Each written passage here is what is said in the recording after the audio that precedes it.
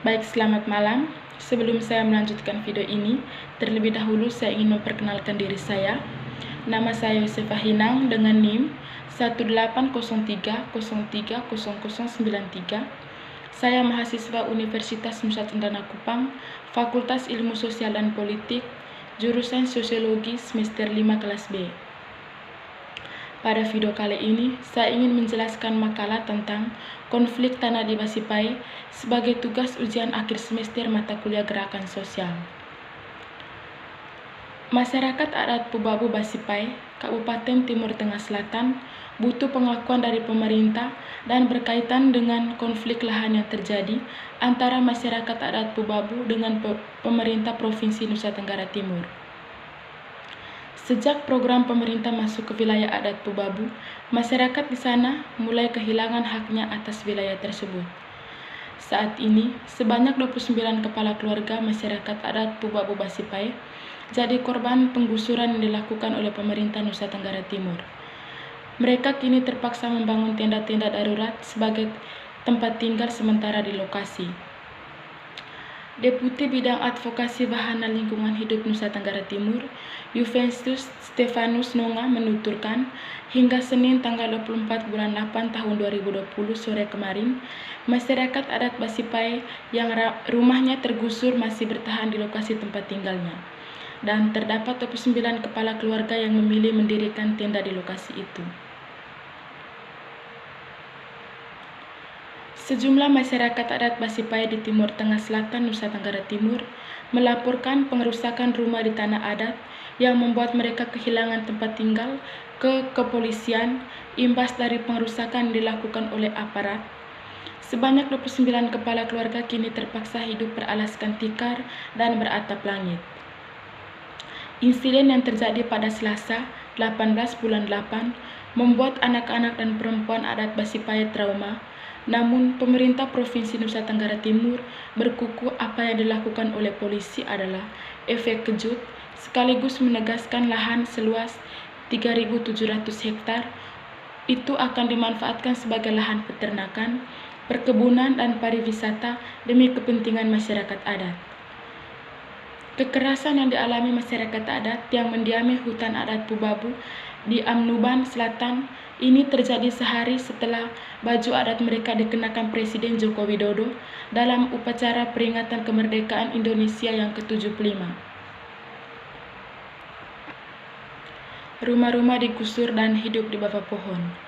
Pada Selasa siang, aparat gabungan TNI, Polri, dan Satpol PP mendatangi masyarakat adat Basipai yang tinggal di Linamutu, Amunaban Selatan yang terletak di Kabupaten Timur Tengah Selatan, Nusa Tenggara Timur. Bangunan rumah yang selama ini menjadi tempat pengungsian warga yang mempertahankan hutan adat mereka dirubuhkan.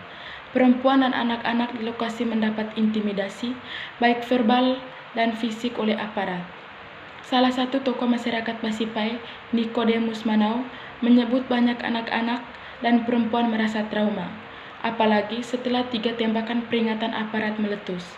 Banyak yang trauma, khususnya anak-anak dan ibu-ibu, karena dihadapkan dengan aparat BRIMOB dan tentara yang datang dengan senjata laras panjang.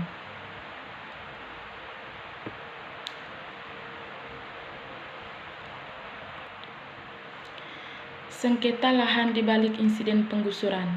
Sengketa hutan adat Pubabu yang meliputi desa Linamutu, Mio, dan Oeekam diawali dengan keengganan masyarakat adat Basipai untuk menyetujui tawaran perpanjangan izin pinjam pakai lahan di kawasan hutan Pubabu. Ahmad Bumi, kuasa hukum masyarakat adat Basipai, menjelaskan konflik lahan bermula pada tahun 1982 ketika pemerintah dan Australia bekerja sama dalam peternakan dan penggemukan sapi dengan meminjam lahan masyarakat adat. Setelah kontrak selesai, pengelolaan lahan itu semestinya dikembalikan ke masyarakat adat. Dalam perjalanan tidak tahu menahu ceritanya, tiba-tiba lahan itu sudah disertifikat hak pakai dan luasnya tidak tanggung-tanggung 3.700 hektar.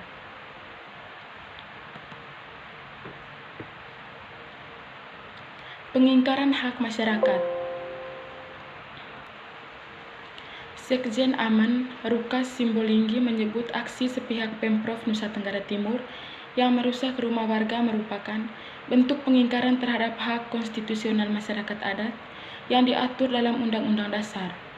Pemerintah harus segera menarik aparat keamanan yang masih berada di lokasi kejadian, segera membebaskan warga yang ditahan, dan melakukan pemulihan terhadap perempuan dan anak-anak yang trauma. Lebih jauh lagi, penyerangan terhadap komunitas Basipai juga merupakan pelanggaran terhadap mandat putusan Mahkamah Konstitusi tahun 2012 yang menegaskan bahwa hutan adat bukan merupakan hutan negara. Hal ini diamini oleh Ahmad Bumi, kuasa hukum masyarakat adat Basipai, yang menyebut semestinya pemerintah menghormati putusan Mahkamah Konstitusi tersebut, bukannya mencaplok hutan adat demi investasi. Hutan adat kan kekuatan hukumannya sudah ada melalui putusan Mahkamah Konstitusi itu. Seharusnya semua pihak menghormati. Pemprov siapkan lahan pengganti. Humas Pemprov Nusa Tenggara Timur, Marianus Jelamu, menjelaskan bahwa pemerintah daerah telah menyiapkan lahan pengganti seluas 20 x 40 meter bagi 37 keluarga yang tinggal di lahan yang disengketakan. Tapi mereka tetap tidak mau. Sementara kemiskinan terbesar di Nusa Tenggara Timur itu adalah di Pulau Timur ini, tempat mereka melakukan aksi. Maka mereka mau mengelola kawasan yang besar itu untuk pemberdayaan ekonomi. Nikodemus Manau, anggota masyarakat adat Basipai, menjelaskan bahwa saat ini telah ada 4 rumah yang disediakan oleh pemerintah provinsi, kendati begitu warga enggan untuk menempati karena rumah itu dianggap tidak layak. Dan rumah yang sementara dibangun pemerintah provinsi itu cuma 4 unit rumah saja. Ironis dan mencederai kemerdekaan. Intimidasi dan diskriminasi terbaru yang dialami masyarakat Basipai terjadi sehari setelah Presiden Joko Widodo mengenakan pakaian adat mereka dalam peringatan Hari Kemerdekaan Indonesia yang ke-75 di Istana Merdeka pada Senin tanggal 17 bulan 8. Dalam unggahan Instagramnya, Presiden Joko Widodo hanya menjelaskan terkait makna busana dan kain tenun yang dikenakan tanpa menyinggung konflik lahan yang dialami masyarakat adat Basipai.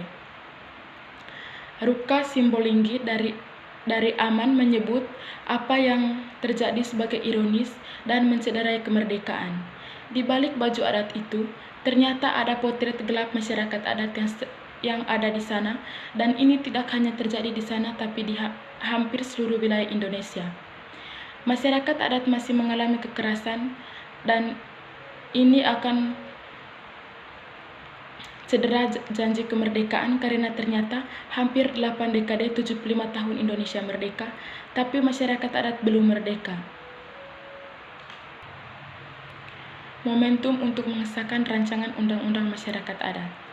Konflik-konflik dan kekerasan yang terjadi pada masyarakat adat menjadi momentum untuk segera mengesahkan rancangan undang-undang pengakuan dan perlindungan masyarakat adat yang sudah 15 tahun terkatung-katung. Padahal rancangan undang-undang ini sangat fundamental untuk perlindungan dan pemenuhan hak konstitusional masyarakat adat. Rancangan undang-undang ini kembali masuk agenda prioritas prolegnas setelah 2 kali sebelumnya gagal ketuk palu dalam 2 periode masa kerja DPR sebelumnya. Ruka menjelaskan, meski masuk prolegnas DPR, namun dia menyatakan bahwa rancangan undang-undang ini tidak sungguh-sungguh menjadi prioritas pemerintah dan DPR. Meskipun dibicarakan draftnya pun bermasalah, ini artinya DPR dan pemerintah menutup mata dengan realitas. Tenaga ahli kantor staf Presiden Doni Gahral Adian menegaskan bahwa pemerintah pusat berkomitmen penuh dalam pemenuhan hak masyarakat adat dan mendorong DPR segera mengesahkan rancangan undang-undang masyarakat adat. Dalam video yang beredar berdurasi 2 menit 36 detik, tampak sejumlah warga perempuan dan petugas dari pemerintah saling beradu mulut. Sedangkan di sisi lain beberapa warga terlihat sedang berkelahi dengan kaki dan tangan dengan sejumlah petugas serta beberapa orang dari kelompok pemerintah yang mengenakan pakaian sipil. seorang perempuan sempat terjatuh setelah ditendang beberapa orang lain dari kelompok pemerintah, sementara seorang warga lain tergeletak dan terlihat tak sadarkan diri setelah tubuhnya ditarik hingga membuatnya terhempas ke tanah. Kaum ibu dan anak-anak masyarakat adat Basipai, Nusa Tenggara Timur dianiayai aparat.